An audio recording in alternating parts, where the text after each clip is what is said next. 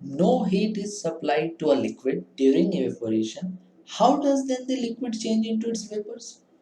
So the answer is, though no heat is supplied to the liquid molecules, near the surface of the liquid acquire sufficient kinetic energy by collisions with other liquid molecules, and with this kinetic energy they overcome the attractive forces of other molecules and change into vapors. What this is saying?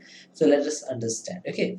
So suppose you are having a container, and in this container you take some water. Okay. Now what happens? The molecules present at the surface, the molecules present at the surface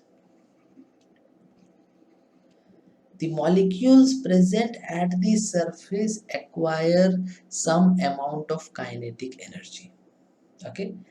And after gaining some amount of kinetic energy, their motion becomes more vigorous, and they starts colliding with the other neighboring molecules, and this in turns increases the temperature or heat, sorry, increases the amount of energy, and they starts colliding with one another, and it causes them to evaporate from the surface or escape the surface. Okay, so what is happening? The molecules are gaining some kinetic energy, and due to kinetic energy they starts colliding with other liquid molecules, and they overcome the attractive forces applied on these molecules by the other neighboring molecules, and in this way they escape the surface. So second para is, during evaporation particles of water absorb heat from the surrounding to change their state. So, from where they are gaining this kinetic energy?